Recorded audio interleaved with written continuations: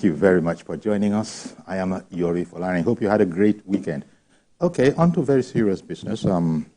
As you know, last week, Labour was on strike for 2 days, Monday and Tuesday, and that caused quite a bit of havoc in the economy.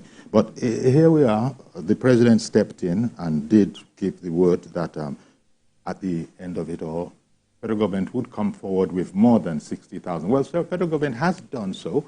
So federal government has increased its offer, and Labour has decreased its own. Well, Labour has decreased from the 496, 490, 400 and strong 400s, and that's coming up from where they were to 250,000 naira as their new position. The federal government, as you might have known, has indeed increased its own position from 60,000 to 62,000. So there's a sense in which the difference between that, the position of federal government and Labour now is Labour wants 4 times as much, more than 4 times as much as the federal government has preferred. Well, Labour, most of their leaders are out of the country now, attending an ILO conference in Geneva. And they say that they'll have to hold an executive meeting when they come back to present the situation formally, and then we'll know where we are. Labour says it is waiting for that position. Okay, so this and other things, let's look at them. And our guest is Ambassador Elijah Onyeagba.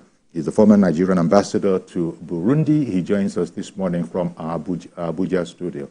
Good morning, Mr. Ambassador. A very good morning to you. Indeed. And it's a pleasure being here with you. Thank you very much. We're glad to have you. So with the situation the way it is, can you give me your overview, because we have to find our way out of this situation. The 2 days, just the 2 days that Labour was on strike, there are other aspects to that. Whether or not the strike, it was legal for NLC to act the way they act, has also been a matter of discussion. But for now, let me just start with your take. The federal government says 62,000. Labour says 250,000. The Nigeria Governors Forum has said that anything above 60,000 naira is not tenable and cannot work for it. What's your viewpoint on this? Thank you very much. And it's a very interesting situation that we're faced in as a country at this particular point in time. A lot has happened in the last couple of weeks with respect to government's intention and, of course, Labour's intention to determine what will be the national minimum wage. The history of this is basically from the Nigerian Constitution, and Section 16(2)(b) of the Constitution of the Federal Republic of Nigeria has it that government must take responsibility for determining what the national minimum wage should be. In fact, it's that particular section of the Constitution talked about a reasonable minimum national living wage, and given the situation, the economic situation we have in Nigeria today, there's no gainsaying the fact that there's a need for us to adjust the minimum wage to reflect, the challenges we have. And basically, when we talk about this minimum wage, it's basically the minimum, or what we refer to as, what is the take-home for an ordinary Nigerian. Level 1, because within the labor ranks, they are stratified from level 1 to about level 17 or thereabouts. So everybody actually earns, but we are always focused on the minimum wage because that becomes a guide for the private sector, for those organized setting that have to pay their workers. And there's no doubt about the fact that there's a need for us to have this reviewed. But again, there's a lot of focus as to what figure would that be. Historically, if I have to go back to 1999, we met minimum wage at, I think, 5,500 when Obasanjo took over. At the time, dollar exchange for about 95 naira per dollar.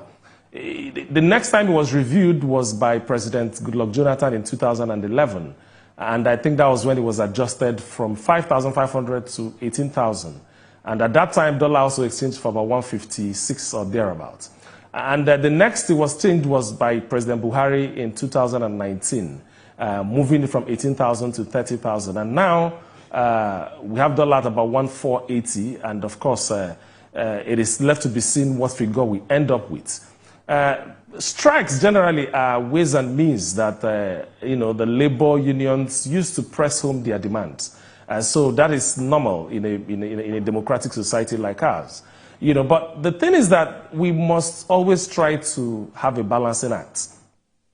What do I mean by that? You look at these issues from one side, and then you should also have the liberty to also come to the other side and look at it and see what is going on. Now, my sense is that there's a lot of focus as to what the federal government will do, But again, federal government is not standing alone. IP's figure shows us that about 720,000 civil servants at the federal level. Now, there are also civil servants at the state level, and there are also civil servants at the local government level. There are workers that are working in the organized private sector. There are also workers that are working in the unorganized private sector. And every Nigerian is actually waiting to see what this figure comes up with, because there has to be adjustment one way or the other. But here is the issue. Labor must also understand that the revenues of local government, state government, and federal government cannot all be used to pay workers' salaries. And I'll just take one example. In December 2023, Kano State, for example, earned from federal allocation about 13 billion naira for December 2023. Out of that, they are paying 30,000 naira minimum wage, and they have about 155,000 workers. What happened is that about 9 billion of that 13 billion was used to pay workers' salary in the month of December 2023. This is at 30,000. So if you were to be in the labor force in Kano State, for example, what you would want to do is to ask, if they adjust to 60,000 naira per month for the work, what is the implication? Are we going to find a situation where even the funding that is coming from the federal level will be insufficient to meet with that demand at that state? This is one state that I'm talking about. Now, let us not forget that even at 30,000 minimum wage, there are about 10 states in the federation out of the 36 plus FCT that are still unable to pay that amount. That's right. As we stand today. So while I agree with Labour that there's a need to have this adjustment in place, there also has to be a 360 degrees view as regards the sustainability. So we don't get government to commit to something that will not be sustainable. And that's where the state government also came in to say, listen, as at the last negotiation, they said they would not be able to do more than 57,000. So states have got 57,000, federal government have proposed 62,000, organized private sector has proposed 62,000, labor has come down to 250,000. Now, let's also not forget that there's always the inflation aspect that comes with minimum wage adjustments. Because inflation you can look at it from 2 points of view. You can look at it from, say, demand pool. You can also look at it from cost push perspective. Inflation actually is high in the country, and some of the reasons can be attributed to maybe subsidy removal, because the impact of that is that transportation costs and all of that have also, and cost of doing business has also gone up. There's also subsidy removal on power as well. So some of these input elements will actually drive the cost of production high. But as an economist, there's a theory in economics that we refer to as the absolute and relative income hypothesis. Now, this hypothesis are talking about the fact that as your income increases, your consumption is also likely to increase. It is left to be determined as to whether they are going to increase with the same rates that your income has increased. But everybody's watching. Whatever happens by way of the determination, the market forces will react, because I expect cost push inflation. Demand pull inflation, because what's going to happen is that once these salaries are adjusted, it's going to reflect in the lifestyle and the pattern of consumption of workers. And that in itself will also have its implication on the inflation rate in the country. So a lot of thinking will have to go into this. I can understand Labour's position, remember where I'm coming from, because already what we are paying is no longer a living wage, given the economic situation we have in the country. But is that just the solution we have? Increasing the salaries? Because we can actually, you can give 1 million or whatever you want to call it, but once you reflect the inflation elements in that money can also become as worthless as you can think about. So I believe that while these negotiations are taking place, there's a need for Labour to go back and look at the state-by-state issues, economic issues that, that are existing in several states in the Federation.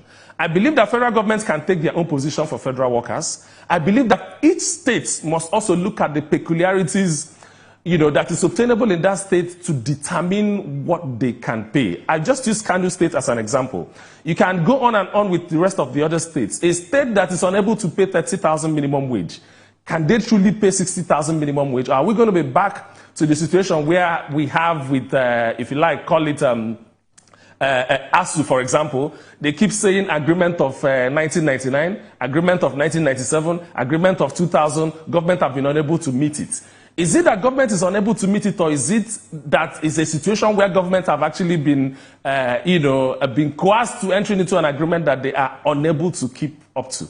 So I think it's a balancing act. I think a lot of thinking needs to happen. It's not just about federal government will take their position. They've taken 62. And of course, the baton is now passed to the president. The president will have to pass an executive bill and forward to the National Assembly. And National Assembly will debate and then take a position on what should be the new national minimum wage. And once that happens, I believe that Labour will also look at it and decide whether they will accept or whether they will not accept. But what I'm saying is that there's a lot of issues, and I actually think that taking the issue just at federal level is a very myopic perspective. We need to look at it as to what is going on within the states. As a banker, for example, I worked in Abuja, and for example, when salaries are fixed for bankers, what you find is that there's something they call variation. That variation takes into account the cost of living in certain locations in the country, say Abuja, Lagos, and Port Harcourt, where rents are high, where the cost of living are high, and the people that are working in these locations tend to earn a little bit more than the rest. So I hear Labour, there's a need, and I totally agree, but we need to balance it so that we can manage our inflation rates. We can also ensure that we push government to do other things that can help us address minimum wage. And what are those other things? If we address the issue of insecurity, because we are shouting that food inflation is at 40%. But the reason why food inflation is at 40% is not necessarily because of subsidy, and it's not necessarily subsidy removal, and it's also not necessarily because dollar, we have had a merger of the exchange rate. That's not the reason. At the roots of food inflation is availability of the food. It's the fact that perhaps issues like the farmer header crisis has led to a reduction in the quantity of food that is being produced in the country, thereby making supply of this food, creating a shortage in the supply of food. Okay? So when you have a situation like this, it's important that government or Labour understands this and begin to push government to do the right thing, which is to ensure that there is security. I mean, time is rife. We have, kicked this can down the road, which is the issue of trying to address the farmer header crisis that is often, the reason why we have shortage of food, the reason why some people are killed needlessly, the reason why people's cattle are being rustled needlessly. So I think time has come for us to take the bold decision of looking at this and finding a lasting solution. In economics, for example, there's always a lead time and there's always a lag time to issues. When something happens, an event occurs now, the impact of that event will be felt in time t+1. Okay? So what we're suffering today is not paying attention to these challenges arising from this farmer header crisis, and that's actually the reason. The only impact that subsidy will have on food inflation is maybe on transportation. But largely, this is as a result of the fact that farmers are not farming. And of course, there is now the latest activities of banditry that is preventing these guys to go to their farm. So we need to address this. That's one. The next level that we must address is also, how do we also get government at every level to pay attention to infrastructure? How do we get government at every level to pay attention to public transportation system? How do we get government at every level to pay attention to our education system? So there are things in terms of social services that if government pays attention to, these are all inputs to what determines the cost of living. And if we begin to force government to pay attention to these things, you will find out that the cost of living can also be addressed. So it's not necessarily in trying to drive up what the minimum wage should be. You can succeed in doing that, but if you also don't address other input elements that is determining the cost of living in the society, we're likely to actually be back to ground zero. So I hear the labor union that it's important that minimum wage is reviewed. Government have come up with its position.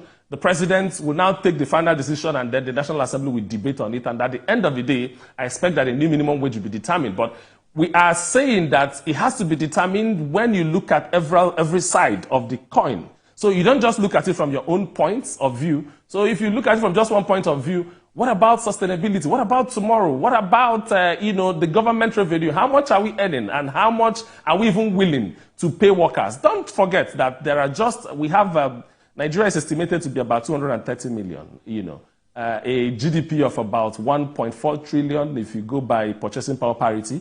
If you also go by current market prices, which is GDP at nominal level, is about $252 billion or thereabouts. So the issue right now is the labor union or the workers are a percentage, a little percentage of the total population. So what about people that are not working? How do they now get benefit from government? They get benefit from government by investments through infrastructure. So we must also have some money that is left. A lot of states in Nigeria are owing. So I use Kano State as an example. They are owing. So they pay labor. They also have to meet with their debts overhang that they have on their head because they must repay their debts. And they must also have money that is left for infrastructure. So that the rest of the people that are not workers will also benefit from the national income and allocation that comes to them. Yes. Thank you very much, Ambassador. I restrain myself. Thank you very much for the panoramic opening view of the situation. There's so many aspects to it, and that's why I didn't want to interject or interrupt in the sense that there is a need for us to see the overall view of this particular issue. And I imagine all that you've said is embedded, perhaps you'll agree, in the president directing the the coordinating minister of the economy to, within 2 days, and it has been done, the coordinating minister of the economy has indeed submitted what Mr. President asked for, which is an impact assessment on the effect of going up on, the cost of living, on the minimum wage thing. So it wasn't made public, but it is expected that a lot of what you have said here this morning is going to need to be taken into consideration. I don't need to repeat anything that you've said, in that seems to be what all the economists and all the observers of the polity know is going to be the situation, especially as the forum of the Governors Forum has said that we can't do it. We simply, as you illustrated, I gave one particular example, it's not the exclusive one, of Kano State. So the Governors Forum is saying it cannot really be done. So we have that which is the ideal, as you also said. There is no doubt that we do need to adjust up from where we were, but to what extent can it be done? I like that you gave the example of ASU, for instance, where all the defaults that ASU now cites was government coerced, in quotes, into agreeing to things that could not really be done in the interest of peace and making progress. So look at that action of the president when he asked the minister of the economy, the finance minister, when he asked him to submit an impact assessment to him on it.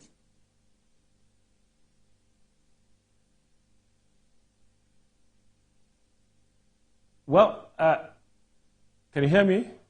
Yes, we can hear you. Yes. This president, we must give it to him, is a listening president, and it's important to note that. He's a president that once an issue comes up, he's always willing to review the situation and then do the necessary things that is required to move forward. So we must make that point. And the essence of asking the coordinating minister of the economy to look at this issue is to ensure that government acts with a 360 degrees view of issues.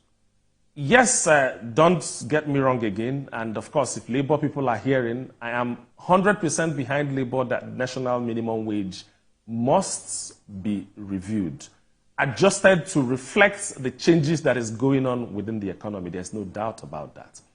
But of course, I think where we differ right now is the how. How are we going to do it, and to what extent, without having adverse effects on the economy? Remember, some of the things that we also need to discuss is what are the likely effects of minimum wage. I have actually in my earlier remarks talked about inflation. But there is also unemployment that is likely to follow as well. Because if you increase minimum wage for the private sector, an organized private sector, take the banking industry, for example, or the IT and telecom industry.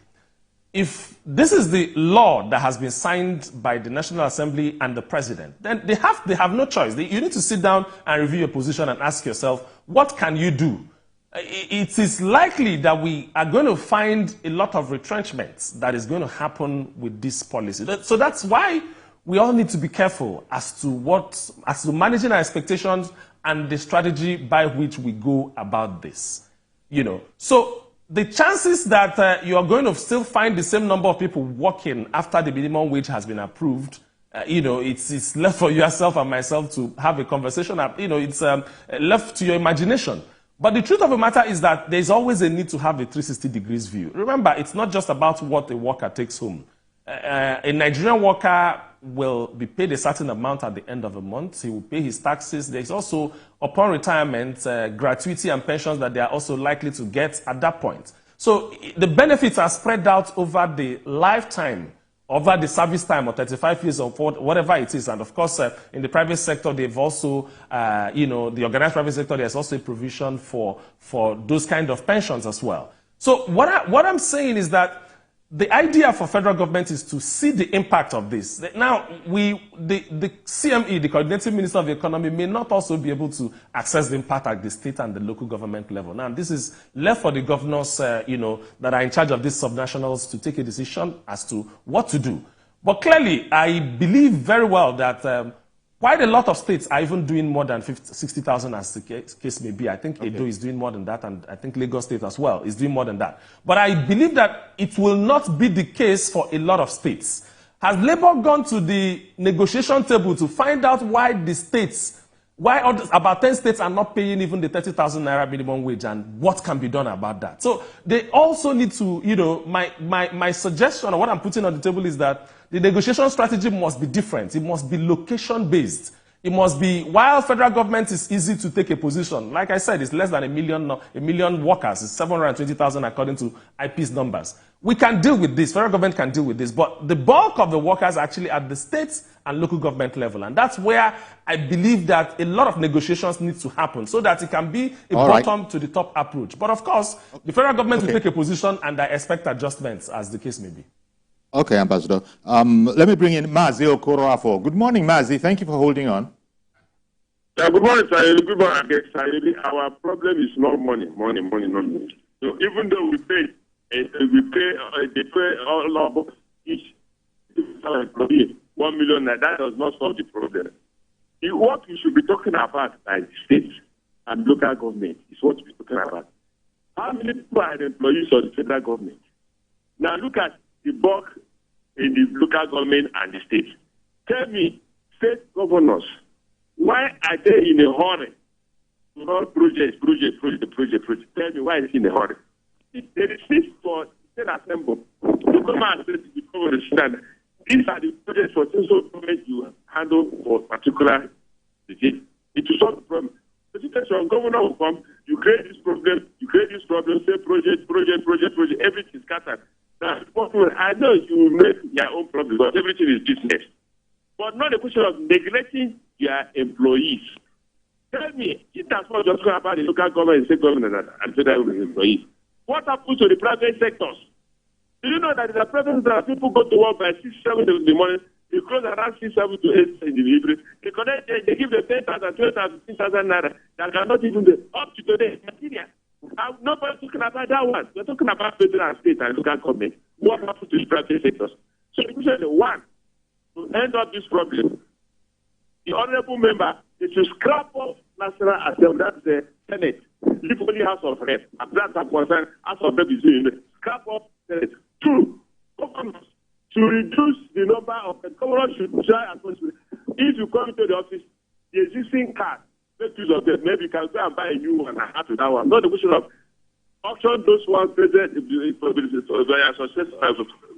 position and buy new one. It doesn't make sense.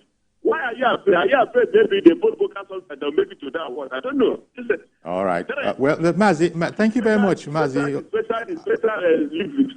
Okay, thank you very much, Mazi Okora, for that contribution. Let me bring it to Ambassador Onyagba. He brought up a matter of opportunity costs in there, depending on the decision, the economic decision that has been taken. There's this, it looks like a competitive spirit. You want him to, have visible projects of industry on the level of the heads of these states. And he said it all, and I think you've also touched on it. What do you think of that idea that, look, the choices that are being made, all these projects, all these infrastructural projects, all these high visibility projects, is it at the cost of, and to use his words, why are they in such a hurry? Maybe if they weren't in such a hurry, perhaps they could do better for their workers. Yes, it might take a little longer to come up with those other projects that are desirable by all means, but I suppose it's the hard decision that has to be made by these governors as to what indeed they do expend resources on. Give me your take on that position. No, thank you very much. What I'd like to say is, first of all, I had Mazi Okora for very well. And I hear that money is always not the problem. I take that point from him clearly because we don't just throw money at every problem. If you do throw money at every problem, at some point down the line, you're going to have a very well-funded but yet dysfunctional system. So I agree with him on that. But I also think that his views as to the way and manner, governments should use existing cars, governors should use existing cars and all of these things. These are a bit pedestrian, to be quite honest. A very good analysis I'd like us to have, and that's where I expect governments, federal government at that level, and even state governors to come up clean, with a whole lot of this information. What is the ratio of the amount of money we pay on salaries relative to the budget of the country? I've just taken 1 month in Kano to say that they received 13 billion in federal allocation, and 9 billion out of that money was devoted to paying salaries for the month. What percentage of that, of their salary, of the FAC allocation goes to payment of salaries? Now, that also leads us to the next question, which is how much, or what is the nature, what is the viability of the states we have in the Federal Republic of Nigeria? Why a lot of states in Nigeria are not viable? What do I mean by that? If you exclude the allocation that comes from federal government on a monthly basis, a lot of states in Nigeria will not be able to function, and that's where I believe we need to begin to look at the real issues. Under normal circumstances, we should run an economy where allocations should be devoted to capital projects. Under normal circumstances, we should run a situation where whatever amount of money you generate by way of IGR should be sufficient to deal with your overhead, and that's where salaries and other basic expenses comes in. Okay? So, but here we are, that if we do not get money from Abuja to send to our states and local government on a monthly basis, the states will not be functional. And this is obviously a big issue, which I wanted us to be, because that's the right conversation to have. And that's where I believe that if Labour engaged, state governors at that level, they should be able to understand the basic issues. And that's where you will see that there is a need to begin to drive IGR During Obasanjo's regime, we know that over 8 years or thereabouts, there was no allocation that Lagos State government was getting from the federal government. Yet, they were able to pay their salaries and they were able to keep the state running. What it means is that there are, if most states in Nigeria begin to look inwards, begin to find what kind of investments that they need to encourage, in itself, capital projects in itself is also a way of generating employment. It's not just people that are working for government. If you give a contract for roads to be done or for hospitals to be built, there will be artisans that are going to be working in that environment, and that's also some level of job creation at that level. So we cannot just say that governments are doing projects. No, it doesn't end at that. There are also other elements that we are not looking at. Okay, sir. Let me bring in Chidi. Chidi in Kapanchan. Good morning, sir. Uncle Yori. Good morning. Thank you for calling. And good morning to Ambassador Onyagba. A very good morning. The truth remains that to get anything good, it does not come easy. The robust engagement going on between the organized labor and the federal government cannot be overemphasized. While everybody is looking for a better life, and it is up to the government to provide better life to her citizens, I think it is ideal for both parties to engage more proficiently so that at the end of the day, they will come up with the agreeable payment amount that even the states, the local government, as well as the federal government, and even the private sector employees will be able to keep on with.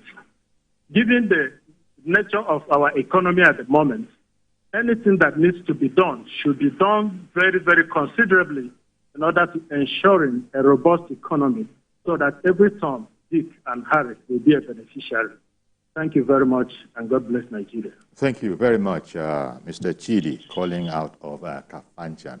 Ambassador, we'll take a break now, a very short one. We'll be right back to continue with this conversation and perhaps also delve into, you being an ambassador and all, the foreign policy of Mr. President in recent times. All of that when we come back. Thank you. As you know, 62,000. Labor is over more than 4 times as much at 250,000. Governments, state governors have spoken and said that they can't really afford anything more than 60,000 naira. So that's as it is. And I believe that Ambassador Elijah Onyagba has been quite exhaustive. By the way, if you didn't know, he's a former ambassador to Burundi.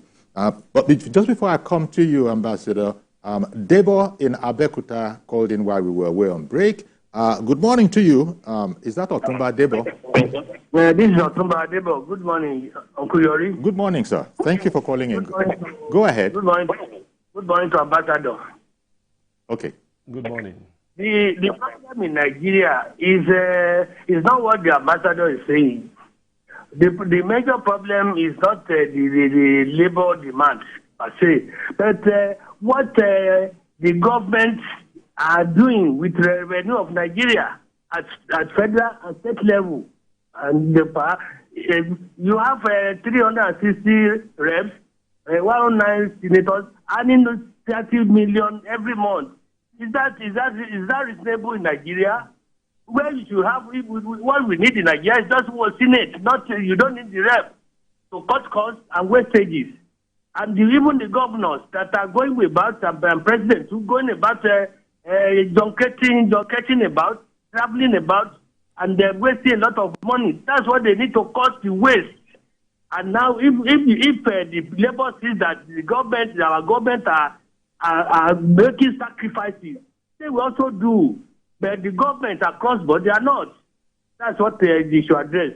Thank you. Well, thank you very much, Otumba Debo. Well, Otumba went there into the issue of, first of all, our type of government, and also the size of such government, and he feels that savings could be made there.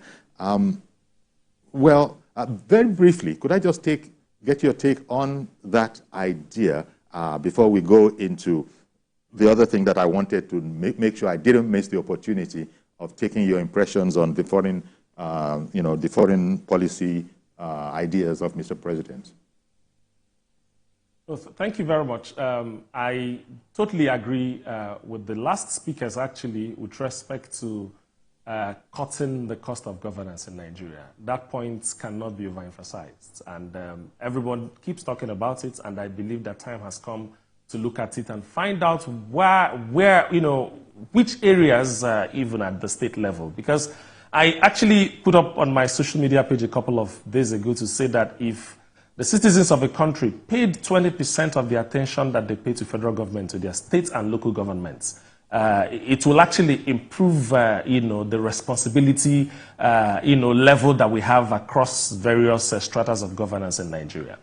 Everybody actually a lot of focus goes to what federal government does, But I believe that as we are seeing through what is going on with respect to this negotiation, time has come for us to begin to touchlight our local government system. Time has come for us to also begin to touchlight our state government system. How much do you get from allocations? How much do you get from your state internally generated revenue?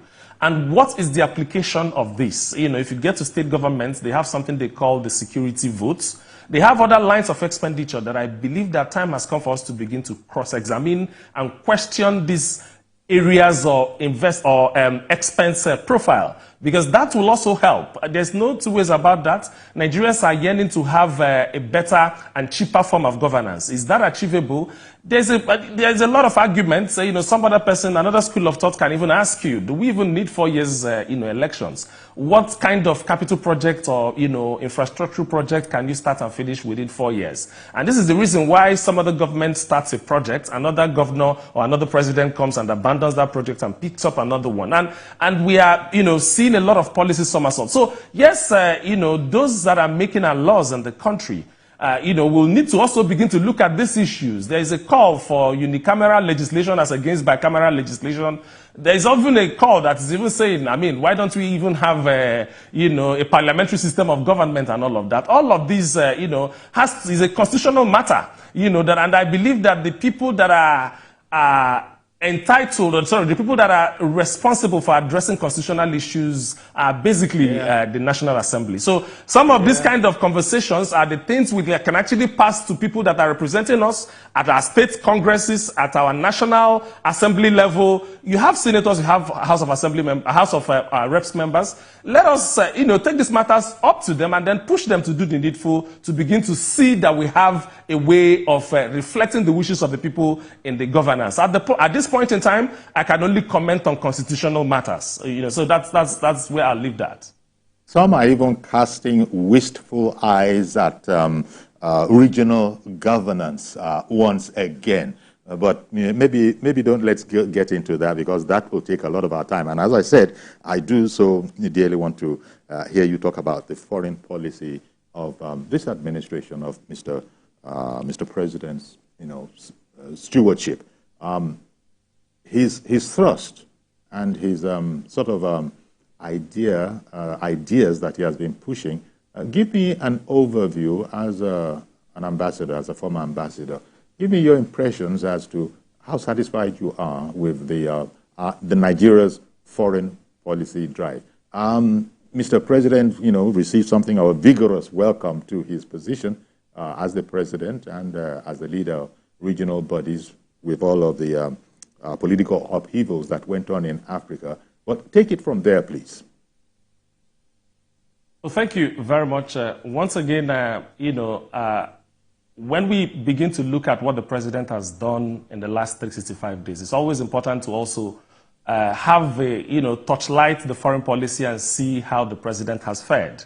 Now, I honestly, in my very, in my opinion, believe that the foreign policy drive of the president has been fair and good in the last 365 days. And I often say that one of the bright spots of this administration is how it's carried out its foreign policies. Yeah, there are a couple of challenges along the line, but on the average, I think the president has done exceptionally well.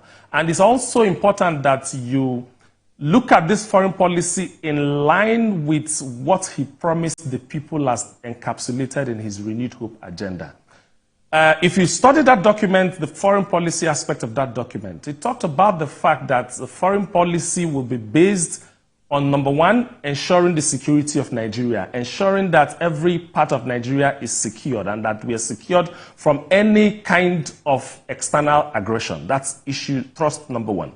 Number two is that he is saying that Nigeria will enter into any negotiation with the view of getting the best deal as, he engages, at every other level of international engagement. And number three is that he's saying that, that Nigeria as a country must have improved dignity, amongst the Committee of Nations. And it's as a result of these three policy trusts that gave rise to what the Ministry of Foreign Affairs, as driven by the very capable Minister of Foreign Affairs, what he refers to as the 4D Tinubu doctrine of the foreign policy.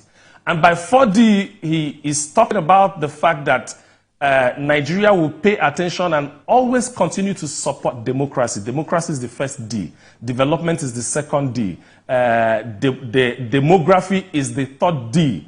And then diaspora is the fourth D. And if you look at these very many lines of Ds, you can see that the president has actually, with respect to democracy, he's been able to, this is the largest democracy in Africa. This is a country, obviously, of about 230 million people. And you can see that from 1999 up until now, we have had uninterrupted democracy. And that's actually one of the reasons why, upon assumption of office, he was made the regional head of ECOWAS.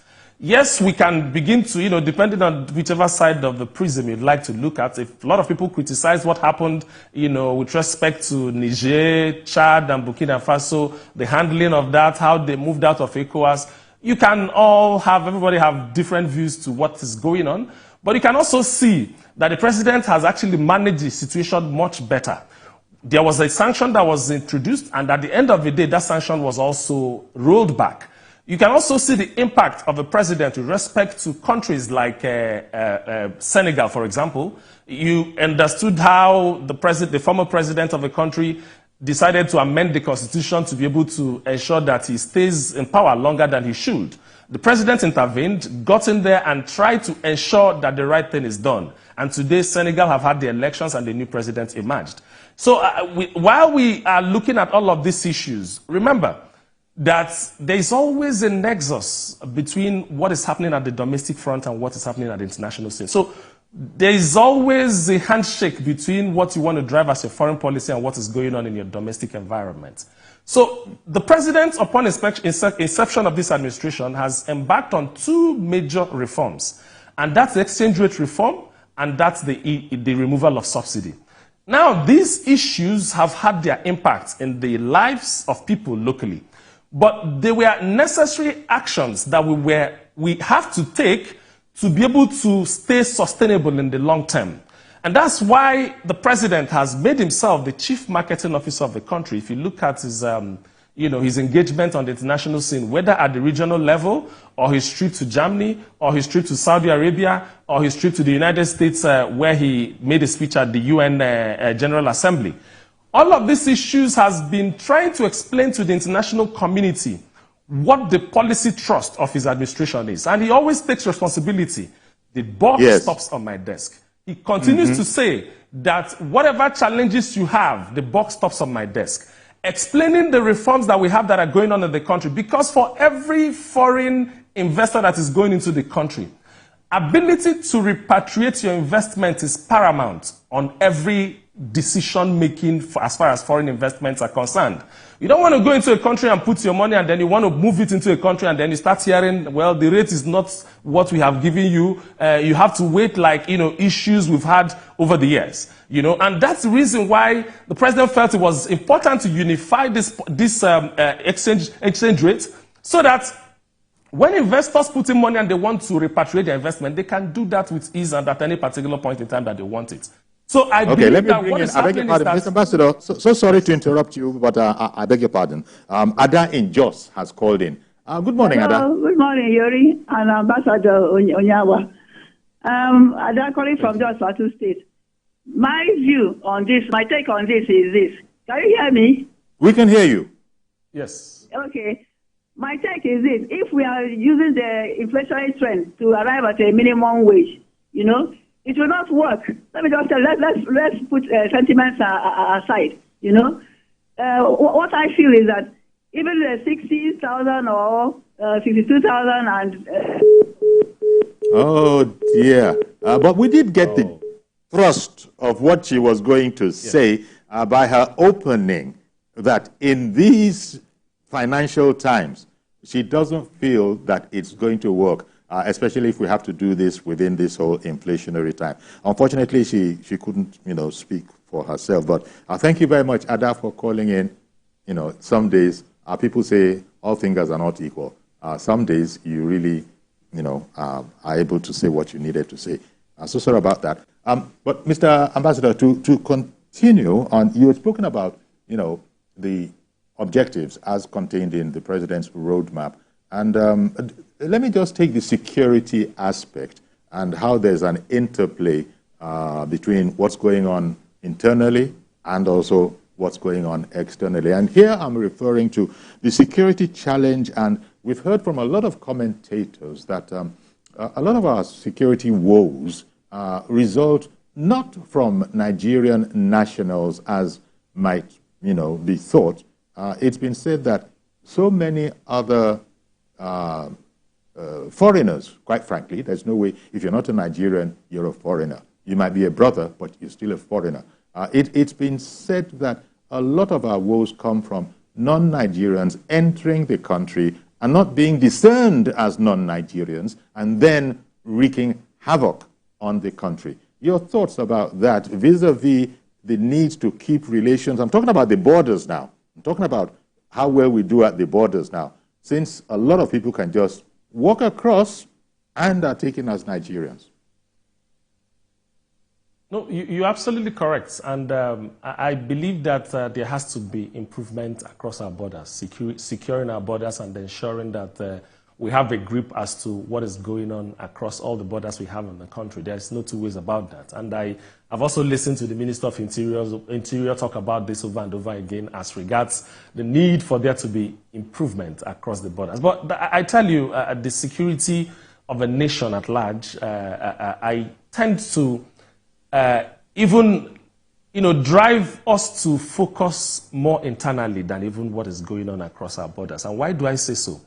The breakdown of law and order in Nigeria, and of course the breakdown of our security system, as much as I want to, advise that there should be improved performance on, on the security chiefs, but I tell you that there's also a limit to how much, those people can go. When I will attribute the breakdown of this security largely internally to what is going on, to the breakdown of the local government system we have in the country.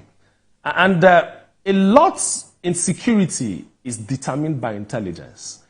And there's nothing that the chief of army staff can do as regards what is going on in my village if my village people are not providing that intelligence. So we have a situation where we have all neglected our responsibility at the local level, and we are expecting some level of magic to happen. And I say this with every sense of responsibility.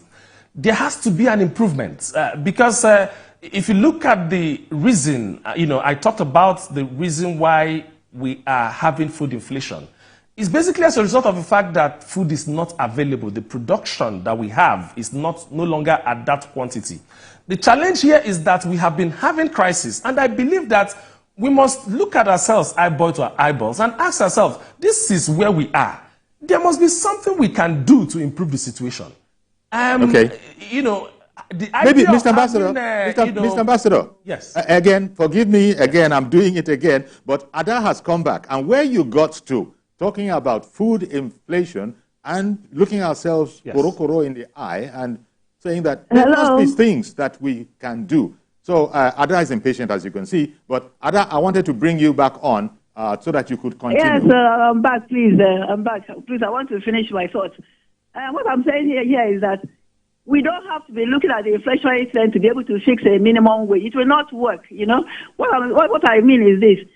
Can't the government or the labor lay emphasis on federal government or state government subsidizing these 4 area sectors, transport, housing, education, and health. If it is sincerely done, a minimum wage of even 60,000 naira will do. It will suffice. Let's stop being sentimental about the issues, about the humongous amount the National Assembly are taking. The problem why our eyes are focused on that is because they are not doing what we send them there to do. You know, they are there talking about national anthem as if since the day they did that national anthem, it has not put food on my table. That's what is annoying me. If they are earning humongous amount and they are doing the right thing, you know, like the open grazing thing they are doing, that's a good one. You know, then your guy there, he talks about states not being feasible, viable, most states.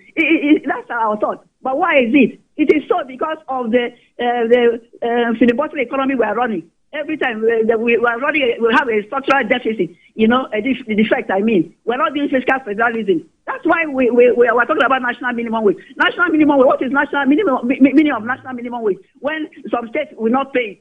If there's no law to back it up that they must pay, it doesn't make sense to me. Okay, Ada, I've got to come in now. Thank you very much for calling back again and, you know, elaborating further on your thoughts. Mr. Ambassador, we've almost run out of time, but it's fitting that Ada has brought us back to the impasse on minimum wage negotiations between the federal government and labor. So, I beg your pardon, Mr. Ambassador, would you like to sort of look at what Ada is saying in there, that there are other aspects to this, and she thinks that we're being sent. Thank you very much. Thank you very much. Ada has got a point very clearly, and I also made that point. I'm not quite sure where he started listening into the program. But here is the thing for me. I've always said it's not just about what we have as minimum wage. It's about understanding why it should be so and where are other areas that government can complement. Without a doubt, investment in transport infrastructure will help. Without a doubt, investment in our education and our public school system to ensure that our children can go to school. That's why if you go to some states, I think Anambra, for example, you have things like the free education. You know, as such, you know, children of the poor can actually go to school without paying money. Improving our health sector or our health system in such a way that whatever sickness you're suffering from, you can actually get to the hospital and get proper treatment. You know, there are public transportation systems that you find everywhere else in the world. You know, they are subsidized. So there are alternatives to ensuring. Yes, I do agree with her absolutely. That it's not just about the money. Yes, and we've completely run out of time. I would love to be able to continue listening to you, but I want to thank you very much, Ambassador Elijah Onyeagba, former Nigerian ambassador to Burundi, for coming and giving us the benefit of his insights today, not just on the impasse, the minimum wage impasse between the federal government and labor, but also giving us, you know, his views into the foreign policy of Nigeria and how it's actually doing well in his impression. Thank you very much, Mr. Ambassador. Really appreciate your time. Thank you very much, and God bless Nigeria. All right, then.